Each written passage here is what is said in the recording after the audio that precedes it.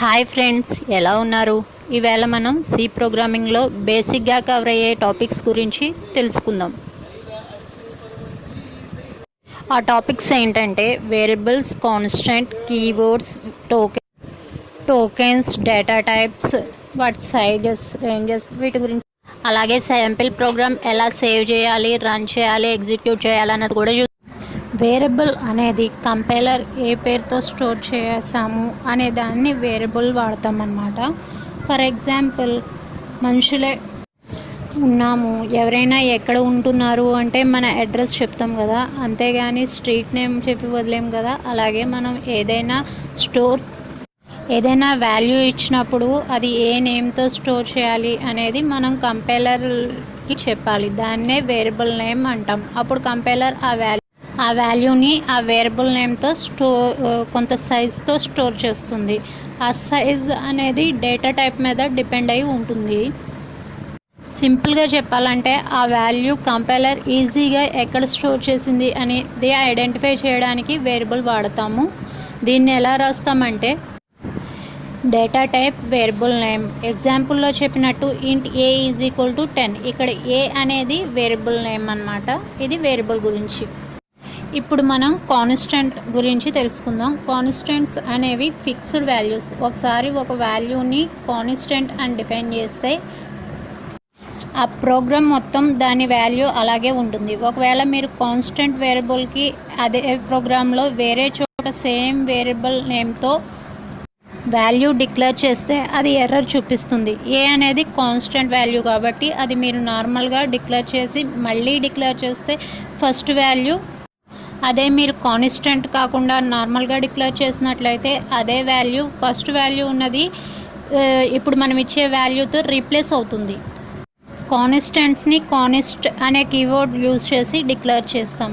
కాన్స్టెంట్ని literals అని కూడా వాడతాం. ఎందుకంటే డేటా టైప్స్లో ఇంట్, ఫ్లోట్, క్యార్కి ఇంట్ కాన్స్టెంట్, ఫ్లోట్ కాన్స్టెంట్, క్యార్ కాన్స్టెంట్ అని చెప్తాం. స్ట్రింగ్కి లిటరల్స్ అని వాడతాం. స్ట్రింగ్ అంటే గ్రూప్ ఆఫ్ క్యారెక్టర్స్, వీటినే స్ట్రింగ్ లిటరల్స్ అంటాం. సరే, ఇక్కడ చిన్న టాపిక్ యాడ్ అయింది, అదే హ్యాష్ డిఫైన్ ఫంక్షన్. దీన్ని ఎక్కువగా దీన్ని ఎక్కడ యూజ్ చేస్తామంటే ఏదైనా ప్రోగ్రాంలో ఒక వాల్యూ రిపీటెడ్గా యూజ్ చేస్తే దాన్ని హ్యాష్ డిఫైన్ ఫంక్షన్.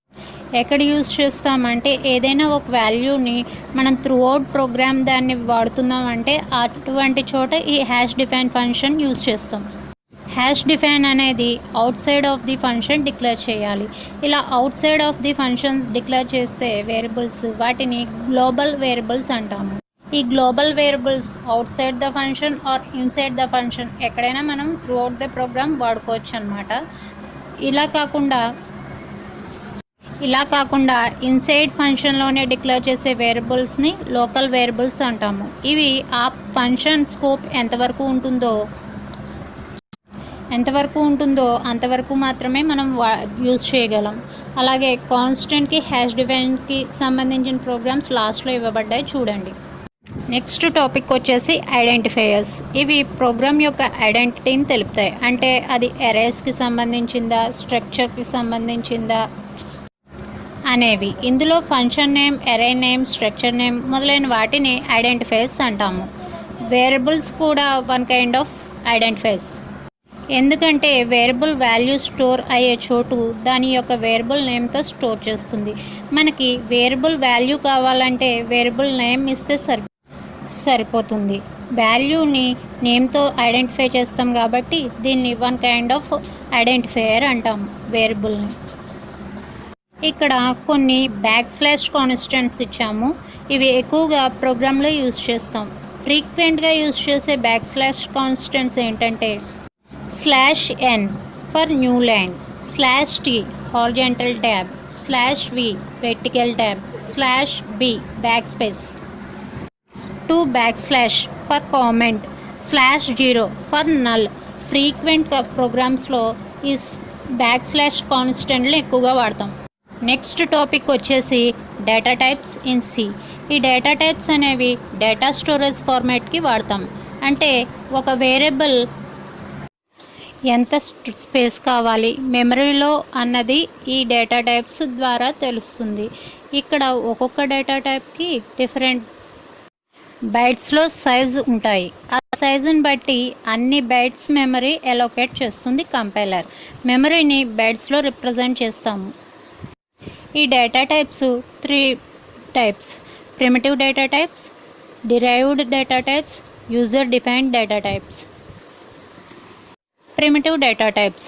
ఈ డేటా టైప్స్ ఇన్బుల్ట్గా ఆల్రెడీ ఎగ్జిస్ట్ అయి ఉంటాయి, వాటినే మనం వాడుకుంటాం. అవి int, float, char, void. Next derived data types. ఇవి ప్రిమిటివ్ డేటా టైప్స్ యొక్క కాంబినేషన్తో ఫామ్ అవుతాయి. ఎరే, స్ట్రక్చర్, పాయింటర్ అలాంటివి అన్నమాట. Next user defined data types. ఇవి ఆల్రెడీ ఎగ్జిస్ట్ అయిన డేటా టైప్స్ మీద యూజర్ కొన్ని ఆపరేషన్స్ అప్లై చేయడం వల్ల ఈ డేటా టైప్స్ ఫామ్ అవుతాయి. ఈనమ్, యూనియన్ అనేవి యూజర్ డిఫైన్డ్ డేటా టైప్స్. ఇక్కడ డేటా టైప్స్ వాటి సైజెస్ అండ్ రేంజెస్ టేబుల్లో ఇవ్వబడ్డాయి చూడండి. ఇక్కడ రేంజ్ అంటే ఎక్కడి నుంచి ఎక్కడి దాకా వాల్యూస్ తీసుకుంటాయి అనేది. ఏ డేటా టైప్ యూజ్ చేస్తే ఎంత వాల్యూ దాకా మనం వాల్యూ ఇవ్వచ్చు అన్నది తెలుస్తుంది. ఆ రేంజ్ దాటి ఇస్తే ఎర్రర్ వస్తుంది. ట్రై చేయండి, మీకే తెలుస్తుంది. ఈ రేంజ్లో మీరు అబ్జర్వ్ చేస్తే కొన్ని అన్సైన్డ్ వాల్యూస్, సైన్డ్ వాల్యూస్ యొక్క starting and ending range add చేస్తే వస్తాయి. అవి సేమ్ డేటా టైప్స్ అయి ఉండాలి. ఎగ్జాంపుల్ ఇంట్, సైన్డ్ ఇంట్ అండ్ అన్సైన్డ్ ఇంట్. సైన్డ్ ఇంట్ రేంజ్ -32 728 +32 767. అన్సైన్డ్ రేంజ్ వచ్చి 0 to 65 535. ఇక్కడ సైన్డ్ ఇంట్ రేంజ్ యాడ్ చేస్తే అన్సైన్డ్ రేంజ్ వస్తుంది. టోకెన్స్ అనేవి ఒక మీనింగ్ఫుల్ అర్థాన్ని కంపైలర్కి ఇస్తాయి. అంటే ఒక వాల్యూ కానీ, కీవర్డ్ కానీ, ఆపరేటర్ కానీ, ఇంకా ఇలాంటివి. రన్ చేసేటప్పుడు దీని అర్థం ఇది అనే విషయం ఈ టోకెన్స్ ద్వారా తెలుస్తుంది. ముఖ్యంగా కంపైలర్ అండర్స్టాండింగ్కి ఈ టోకెన్స్ ద్వారా తెలుస్తాయి. Keywords, identifiers, constants etcetera, these are the tokens. మన నెక్స్ట్ టాపిక్ వచ్చేసి కీవర్డ్స్. ఈ కీవర్డ్స్ అనేవి దాని యొక్క పని ఏమిటి, దాని అర్థం ఏమిటి అనేవి తెలియజేస్తాయి. సి లాంగ్వేజ్లో 32 ఇన్బిల్ట్ కీవర్డ్స్ ఉన్నాయి. ఈ కీవర్డ్స్ని ఐడెంటిఫైయర్స్గా కానీ, వేరియబుల్స్గా కానీ, సి ఫైల్స్ సేవ్ చేయడానికి కానీ వాడకూడదు. వాడితే ఎర్రర్ వస్తుంది. ఇక్కడ కొన్ని లిస్ట్ ఆఫ్ ద కీవర్డ్స్ ఇవ్వడం జరిగింది. ఇవి రిజర్వ్డ్ వర్డ్స్ అన్నమాట. దీన్ని ఏ విధంగా మనం ఫైల్ సేవింగ్లో కానీ దేనికి వాడకూడదు. Next one C installation. ఇప్పుడు మనం సి ఇన్స్టాలేషన్ గురించి చూద్దాం. మొబైల్లో అయితే డీకోడర్ అనే యాప్ ఉంది. అది ప్లే స్టోర్ ద్వారా ఇన్స్టాల్ చేసుకోవచ్చు. అలాగే పీసీస్లో అయితే టర్బోసి అనే సాఫ్ట్వేర్ ద్వారా సి ఇన్స్టాల్ చేసుకోవచ్చు. ఐ థింక్ ఇన్స్టాలేషన్ అందరికీ తెలుసనే అనుకుంటున్నాను. ట్రై చేయండి, అవ్వకపోతే మళ్ళీ చెప్తాను. నెక్స్ట్ సి ప్రోగ్రామింగ్ ఫైల్స్ ఎలా సేవ్ చేయాలి అనేది చూద్దాం. దానికి కొన్ని కండిషన్స్ ఫాలో అవుతాము. ఫైల్ ఎప్పుడు డాట్ ఎక్స్టెన్షన్తో సేవ్ చేయాలి. ఫస్ట్ లెటర్ ఆల్ఫాబెట్ ఉండాలి. స్పేసెస్, స్పెషల్ క్యారెక్టర్స్ ఎలో చేయదు. ఓన్లీ అండర్స్కోర్ ఒకటే ఎలో చేస్తుంది. ఇంకొక ఇంపార్టెంట్ థింగ్ ఏంటంటే ఏ లాంగ్వేజ్లో అయినా మనం ప్రోగ్రామ్ రాసేటప్పుడు దానికి ఫస్ట్ మనం పేపర్ వర్క్ ఇంపార్టెంట్. దాన్నే ఈ కోడింగ్లో అల్గారిథమ్స్ అండ్ ఫ్లో చార్ట్ రూపంలో చూపిస్తాం. అల్గారిథం అంటే ఏంటంటే స్టెప్ బై స్టెప్ ఎగ్జిక్యూషన్ ఎలా ఉంటుంది అన్నది ఇందులో చెప్తామన్నమాట. అలాగే ఫ్లో చార్ట్ అంటే అల్గారిథం యొక్క డయాగ్రమాటిక్ ఎక్స్ప్లెనేషన్. ఈ ఫ్లో చార్ట్లో స్టేట్మెంట్కి కొన్ని రకాల బాక్సెస్ వాడతాము. ఈ బాక్సెస్ని యారో మార్క్తో కనెక్ట్ చేస్తాం. అది మీకు డయాగ్రమాటిక్గా నేను ఆల్రెడీ ఇచ్చాను, చూడండి. నెక్స్ట్ ఇది ఫ్లో చార్ట్ యొక్క డయాగ్రామ్. ఈ విధంగా జరుగుతుంది. ఇప్పుడు మనం శాంపుల్ సి ప్రోగ్రామ్ చూద్దాం. దానికి అల్గారిథం, ఫ్లో చార్ట్ ఎలా ఉంటాయి అన్నది చూద్దాం. First of all we see the algorithm.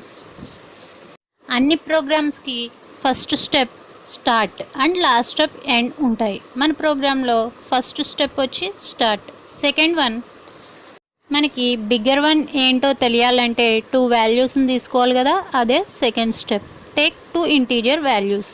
Step 3 apply logic, that mean A greater than B. Step 4 వచ్చి print the output and step 5 last one end. ఇప్పుడు flow chart same thing in డయాగ్రామటిక్ ఫామ్లో మనం ఇక్కడ ఇస్తామన్నమాట. ఇక్కడ కండిషన్ ట్రూ అయితే 1, falls అయితే 1 వాల్యూస్ని print చేస్తాయి. దీన్నే ఇఫ్ ఎల్స్ కండిషన్ స్టేట్మెంట్స్ అంటాము. ఇవి కంట్రోల్ స్టేట్మెంట్లో వస్తాయి, అక్కడ డిస్కస్ నెక్స్ట్ ప్రోగ్రామ్, అది కూడా స్ట్రక్చర్ ఆఫ్ సి ఫాలో అయ్యింది. మనం ముందు స్ట్రక్చర్ ఆఫ్ సి నేర్చుకున్నాం కదా. First header file, next main statement, main function and body and return value. ఇక్కడ మీకు ఇచ్చిన కోడ్లో CLR అండ్ getch అనే కొత్త ఫంక్షన్స్ కనిపిస్తాయి. CLR SER అనేది క్లియర్ ద స్క్రీన్, అంటే ముందున్న ప్రోగ్రామ్ అవుట్పుట్స్ని క్లియర్ చేసి కరెంట్ అవుట్పుట్ మనకి ఇస్తుంది. అలాగే getch అనేది పీసీస్లో కోడ్ రాసే వాళ్ళకి తెలుస్తుంది. ఈ స్టేట్మెంట్ ఇవ్వకపోతే అవుట్పుట్ జనరేట్ అవ్వడం, మళ్ళీ స్క్రీన్ రావడం ఫ్రాక్షన్ ఆఫ్ సెకండ్స్లో అయిపోతుంది. మనం అవుట్పుట్ చూడలేం. అప్పుడు మళ్ళీ Alt F5 ప్రెస్ చేస్తే అవుట్పుట్ కనిపిస్తుంది. అదే getch ఇస్తే అవుట్పుట్ స్క్రీన్ అలా ఉంటుంది. మనం ఏదైనా కీ ప్రెస్ చేసే వరకు అలాగే ఉంటుంది. నెక్స్ట్ ఫైల్ క్రియేట్ చేయడం ఎలా, సేవ్ చేయడం ఎలా అన్నది చూద్దాం. మనం సి ఎడిటర్ ఓపెన్ చేసిన వెంటనే అందులో ఫైల్ అనే ఆప్షన్ కనిపిస్తుంది మెనూ బార్లో. దాని మీద క్లిక్ చేస్తే న్యూ అనే ఆప్షన్ కనిపిస్తుంది. అది న్యూ ఫైల్ క్రియేట్ చేయడానికి ఉపయోగపడుతుంది. అలాగే ఎడిట్ ఆప్షన్ క్లిక్ చేస్తే మనకి సేవ్ అనే బటన్ కనిపిస్తుంది.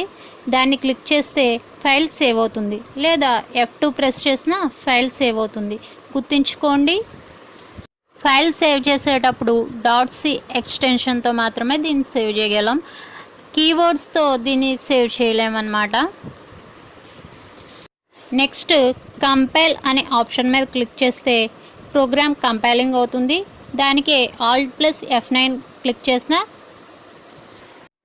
ప్రోగ్రామ్ కంపైల్ అవుతుంది. అలాగే రన్ ఆప్షన్ మీద క్లిక్ చేస్తే ప్రోగ్రామ్ రన్ అవుతుంది. అలాగే Ctrl F9 క్లిక్ చేసిన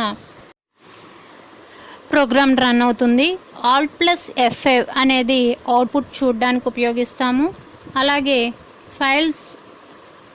అలాగే ఆల్రెడీ ఎగ్జిస్ట్ అయిన ఫైల్స్ను ఓపెన్ చేయాలంటే ఫైల్ అనే ఆప్షన్ మీద క్లిక్ చేసి ఓపెన్ అనే ఆప్షన్ క్లిక్ చేసాక మనం అక్కడ ఫైల్ నేమ్ ఇచ్చినట్టయితే ఆల్రెడీ ఎగ్జిస్ట్ అయిన ఫైల్స్ ఓపెన్ అవుతాయి అన్నమాట. దాంట్లో మనం ఏమైనా చేంజెస్ చేయాలనుకుంటే చేసుకోవచ్చు. శాంపిల్ సి ప్రోగ్రామ్ని మనం ఇప్పుడు చూద్దాము. Print bigger number in 2 integer values.